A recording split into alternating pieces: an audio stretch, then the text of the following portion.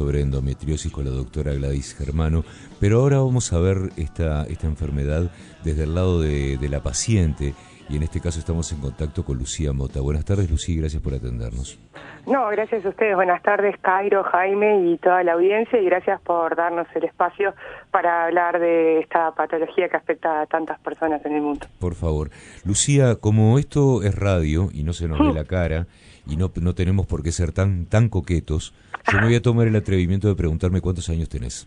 Yo tengo 41 años. Sos un atrevido. Sos un atrevido, no sos caballero, una persona de 41 años, no se le, una dama no se le conoce. Es una dama, al lado nuestro es una gurisa, realmente, esa es la verdad.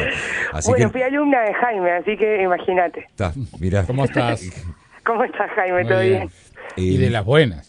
De las buenas, mira qué bueno, qué lindo, gracias.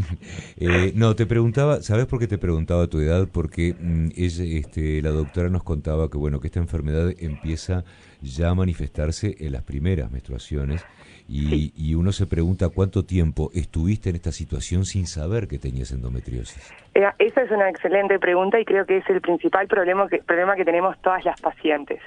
Yo empecé, desde que tengo recuerdo de menstruar, recuerdo tener problemas. Siempre cuento el antecedente así más joven que tengo fue en el liceo, que una vez tuve una hemorragia, que un charco de sangre debajo mío en clase, y a nadie pareció llamarme la atención eso en aquel momento, ¿no?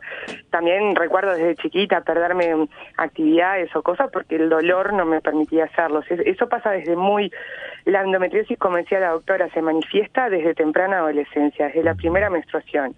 Lo que suele suceder también, que eso quizás es lo que más énfasis queremos hacer nosotros desde el lugar de pacientes, es que obtener un diagnóstico es muy difícil. Una paciente pasa en promedio por 10 especialistas y alrededor de 8 años antes de obtener un diagnóstico. En mi caso, por ejemplo, yo conté ahí esa primera historia de los 13 años, pero no tuve un diagnóstico hasta que tuve 36 años. Llevó que pasaran un montón de cosas en mi vida, como problemas con embarazos, todo lo que mencionó la doctora, para que alguien finalmente decidiera, vamos a abrir y ver qué hay. Y ahí finalmente obtuve mi diagnóstico, porque ese también. Una consulta, Lucía. Sí. Y hasta ese momento, digamos, el testimonio era: la menstruación me viene con dolor. Es decir, como que era una característica tuya, ¿no? Que le sucede a muchas mujeres, pero como que es muy dolorosa, como que no se mira hacia otro lado. No, exacto. Y es, vas a consultar y te dicen, no, la menstruación duele, es normal que duela. Lo que, claro, nunca te dicen, no es normal que te impida continuar con tu vida cotidiana. Y eso es lo que le pasa muchas veces a las pacientes que tienen endometriosis. Tienen 1, 2 veces al mes, o cuando están menstruando, o cuando están ovulando incluso, que el dolor termina siendo incapacitante. Entonces, la menstruación duele, sí, pero si te incapacita, eso señala que hay algo mal. Pero también, como mencionaba la doctora, no es un análisis que vos puedas hacer un análisis de sangre o inclusive ecografías, porque las ecografías especializadas, por supuesto que no están cubiertas por el sistema de salud, y en muchos casos tampoco muestran la lesión, porque no necesariamente que no se vea no significa que no la tengas. Por ejemplo, en mi caso, ninguna ecografía jamás mostró absolutamente nada, y cuando me abrieron estaba llena de endometriosis. Entonces tampoco es una garantía de que no lo tengas. ¿Cuánto tiempo la padeciste hasta ese momento? Y yo te diría que como 23 años. Claro, 23 años. Y y ahí también pasa todo el proceso que se empieza después, que es aprender sobre la enfermedad, que es la parte más difícil quizás, porque, hay muy poca investigación, hay muy poca información certera o correcta. Recién ahora se está empezando como a investigar un poco más o a hablar un poco más. La mayoría de los ginecólogos no se sienten cómodos tratando a pacientes con la enfermedad. Hasta hace unos pocos años atrás se hablaba de la cirugía de ablación, la que te cauteriza en la herida como una solución. Una vez que te operaste ya estás. Y estadísticamente a los 2 años al 80% de los pacientes les vuelve esa misma lesión. Entonces, todo eso es toda estadística nueva que se ha estado investigando, recolectando información en los últimos 5 años, y básicamente porque los sistemas públicos de salud tienen un gasto enorme en analgesia y empezaron a deshilar y deshilachar, y ahí descubrieron que la mayoría de los consumidores de analgesia eran pacientes con endometriosis. Lucy. Entonces así gobiernos como el de Reino Unido o Australia destinaron fondos para investigación, para ver cómo se puede gastar menos, pero a los hechos a nosotros nos viene muy bien, porque finalmente se empieza a saber cosas. Y eso es lo que yo te decía, el camino más duro es una vez que vos tenés un diagnóstico, es aprender, porque la enfermedad es crónica, es multisistémica y cada cuerpo es diferente, cada persona es diferente. Entonces, básicamente, no sabes para dónde agarrar. Esa es la primera cosa que te pasa. ¿Y ahora qué hago? Porque el tratamiento hormonal funciona así hasta que no te funciona. O puede que no le funcione. Por ejemplo, a mí nunca ningún tratamiento hormonal me funcionó. Hay gente a la que funciona bárbaro y mismo que a mí me hizo horrible, tengo una amiga que es lo mejor que le pasó en la vida. Entonces eso también depende de cada persona y como hay tan poca investigación, es ensayo y error. Y vos estás hablando de una persona que vive con dolor crónico, que tiene otro tipo de síntomas también, ¿no? Porque los más comunes son el dolor pélvico, el dolor de la pierna, siempre hay una pierna que duele por mismo la congestión pélvica y la opresión de los nervios, los síntomas gastrointestinales que son muy fuertes y feos, y esos son casi que el 100% de las pacientes los tienen. Entonces vos tenés una persona que ya de por sí está en una situación vulnerable, desgastada, cansada, que no puede dormir y todo eso, y además no hay un centro de referencia, un médico de referencia, alguien que te pueda guiar en qué es lo que tenés que hacer. Y básicamente es probar y ver que te funciona. Entonces, eso también es muy duro, porque cuando se habla también de tratamiento hormonal, uno piensa tomar pastillas anticonceptivas o tomarlas de corrido. No hace nada, sí es verdad, no hace nada, pero no es que estás comiendo caramelos. Las pastillas anticonceptivas tienen efectos secundarios a largo plazo, tienen efectos que afectan a las mujeres después de la menopausia, como también la menopausia. La menopausia quizás es lo más cercano a una cura en el sentido de que la endometriosis es una enfermedad que genera su propio estrógeno. Entonces vos básicamente sos una bomba de estrógenos y cuando menstruás suben esos estrógenos. Cuando dejas de menstruar, cuando tenés menopausia o lo que sea, es que tenés menos cantidad de estrógenos, por ende menos probabilidad de dolor. Pero si vos ya tenés una lesión de endometriosis, no importa que estés en menopausia, el dolor va a estar. Y muchas veces también lo que pasa, que lo que hablábamos de las cirugías, ¿no? Las cirugías también generan cicatrices. Y las cirugías no siempre pueden remover todas las lesiones. Entonces, tampoco es que hay una solución real. Sí hay tratamientos y cuidados paliativos que no son accesibles para todo el mundo y por eso también desde el colectivo estamos peleando por esta ley de endometriosis y por tratar de ingresarla a través del PIAS, pero no hay una cura. Por lo que entendí, te operaron. Sí, yo me operé y ahora estoy para operarme de vuelta en exactamente 2 meses. Yo me operé y tuve unos 16 meses preciosos y después volvió con más furia que antes, muchísimo peor que antes. Y ahora estoy esperando para tener una cirugía, que eso es otra cosa muy importante.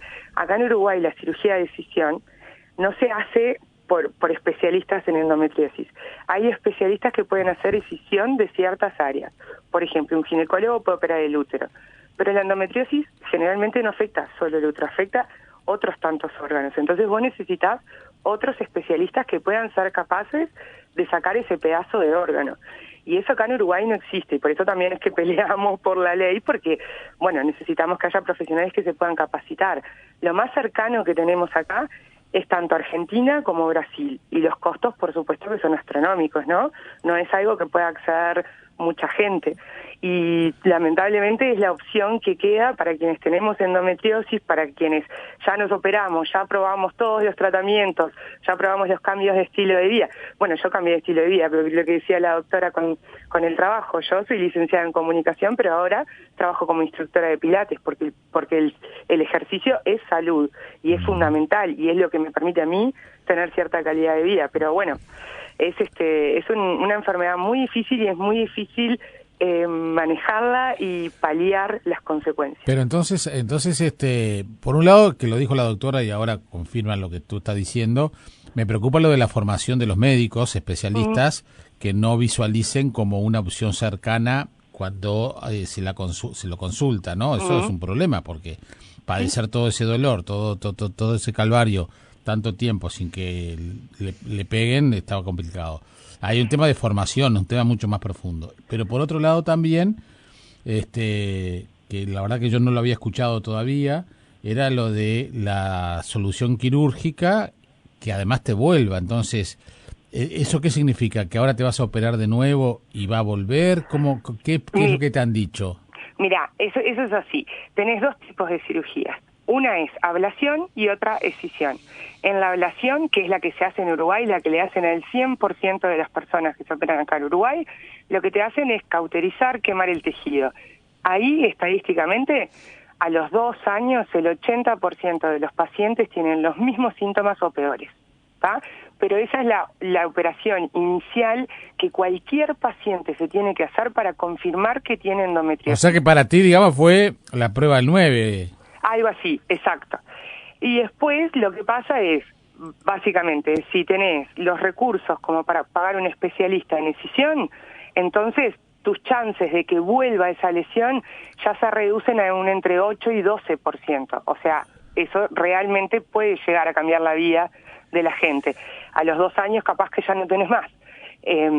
Pero bueno, nada, no está disponible en Uruguay y las pacientes de Uruguay solo podemos acceder si pagamos privado en el exterior. Lucía, cuando uno está desesperado por un tema de salud, más allá de lo profesional, más allá de lo científico y de la medicina, uno a veces busca también otros caminos, por lo menos para complementar y no sé, distraer la mente, distraer el cuerpo, distraer a la misma enfermedad. ¿Ha buscado otros caminos además de seguir las directivas de los médicos? Absolutamente, y eso también es una cosa que es muy importante destacar. Esos caminos son individuales para cada persona. Lo que a mí me hace bien no necesariamente le hace bien a otro. Y eso es una cuestión también de prueba y error. Tenés que ir viendo. Yo qué sé, los cambios que hice principalmente, fue consultar con una nutricionista, hice una dieta de eliminación, logré identificar cuáles eran los alimentos que a mí me generaban empujes, entonces no tuve que eliminar grupos alimentarios enteros, solo los que a mí me hacen mal. Además, cambié de carrera, yo tuve que dejar de trabajar. Trabajar para mí ya no era más una opción, porque el estar 8 horas disponible en un lugar a una hora que tengo que estar, a pesar del dolor, a pesar de las náuseas, a pesar de los vómitos, de las diarreas, porque todos esos son síntomas de la endometriosis. El estrés del trabajo, la neblina mental que viene asociada con una enfermedad inflamatoria crónica. Entonces yo tuve que dejar de trabajar de mi carrera, por eso fue que también me reinventé, fue como, bueno, si no puedes contra tu enemigo, únete a él. A mí el pilates me daba alivio, entonces me convertí en instructora de pilates. Ahora estoy feliz y radiante porque puedo volver a ser productiva, pero estuve prácticamente que 2 años en los que no pude trabajar. Y eso también, tenés que ir cambiando tu estilo de vida y adaptándolo a lo que tu cuerpo y tu mente te permite cuando estás lidiando con todo eso. Hay mucha gente que recurre a terapias alternativas. La fisioterapia pélvica es, creo que lo más, no sé cómo se dice, se me trancó la palabra en español, pero es de las cosas que están menos valoradas y son de las más importantes para hacer. Porque acá en Uruguay no tenés acceso a la fisioterapia pélvica a través de la mutualista, es algo que también tenés que hacer privado. Perdóname que te interrumpa. Sí. Desde tu lugar, ¿se necesita una intervención política en esto, por ejemplo? Absolutamente, absolutamente. Sabemos que somos al menos 1 de cada 10 personas con útero que tenemos esta enfermedad. Y entonces somos 1 de cada 10 que estamos en una situación totalmente vulnerable, que si nuestro dolor nos incapacita, nos debilita o no nos permite continuar con nuestra vida, no tenemos acceso a ninguna de las prestaciones sociales, porque la enfermedad ni siquiera está catalogada como crónica, ni siquiera está catalogada como multisistémica, está catalogada como ginecológica, que no es una enfermedad ginecológica y eso lo sabemos todos.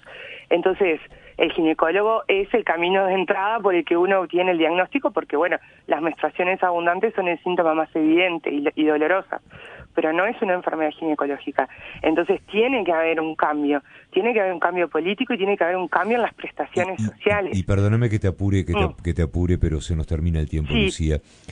Se viene armando todo como para generar una asociación de pacientes, tratar de institucionalizar de alguna manera fuera de lo que es un centro de salud y la intervención de la medicina, darle personería jurídica a esto como para poder pelear no me gusta el término pelear en este caso, pero por lo menos trabajar en lograr ciertos objetivos a través de lo político, como hablábamos hace un segundo?